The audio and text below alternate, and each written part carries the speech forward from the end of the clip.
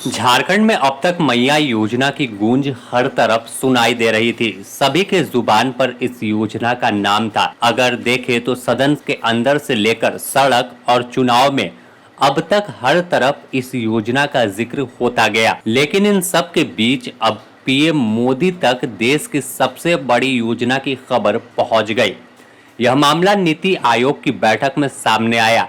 कैसे पूरी जानकारी पीएम तक पहुंची, यह आगे बताएंगे। इससे पहले इस योजना के बारे में आपको बता देते हैं कि आखिर कब इस योजना की शुरुआत हुई और इसका उद्देश्य क्या था। तो चलिए सबसे पहले आपको बताते हैं कि झारखंड में 56,61,000 महिलाओं को योजना का लाभ दिया जा रहा है। 9 माह से अब तक सभी बेटी बहन के खाते में योजना की किस्त पहुंचती गई।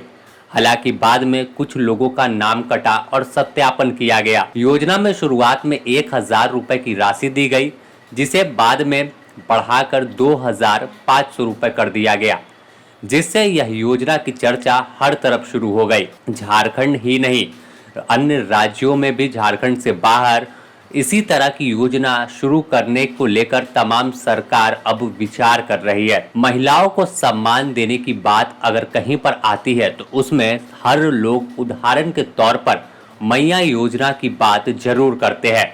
इस योजना को लाने के पीछे का उद्देश्य साफ है कि नारी शक्ति को कैसे मजबूत करे और बेटी बहन को कैसे स्वावलंबी बनाए। महिला सशक्तिकरण का एक बेहतर विकल्प यह है। यही वजह है कि जब नीति आयोग की बैठक में महिला सशक्तिकरण पर बात शुरू हुई तो सबसे पहले झारखंड के मुख्यमंत्री हेमंत सोरेन ने अपनी बात रखी और तमाम सीएम अन्य राज्य के मौजूद थे। पीएम की अध्यक्षता में बैठक हो रही थी।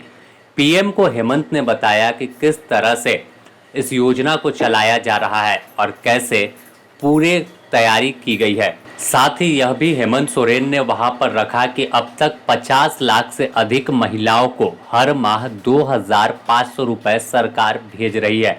महिला सशक्तिकरण की दिशा में इससे बढ़िया योजना कोई नहीं हो सकती।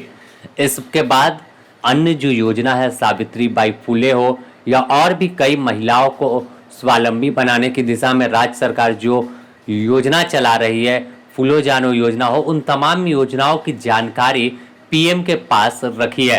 तो साफ तौर पर अब तक इस योजना की गूंज तो झारखंड तक सुनाई दे रही थी।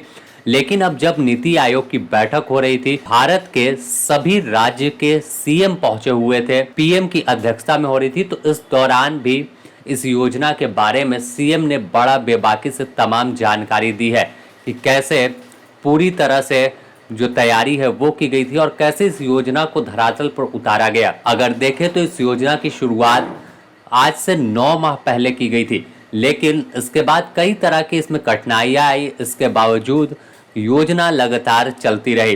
कहीं भी दिक्कत आता तो सीएम खुद आदेश देते विभाग को। चाहे हाल में जो आधार सीडिंग का मामला सामने आया तो उस दौरान भी सीएम खुद आदेश विभाग के अधिकारियों को दिया कि एक कैंप लगाकर इसकी त्रुटि को दूर कराइए, जिसके बाद एक्शन भी दिखा और बड़ी संख्या में तब पूरे झारखंड में पंचायत स्तर पर कैंप लगाया गया और उस कैंप में हर किसी का आधार कार्ड सीड किया गया। अभी भी बीच बीच में जो समस्या आती है तो उसे कैसे दूर करें, इस पर विभाग और सरकार गंभीर है।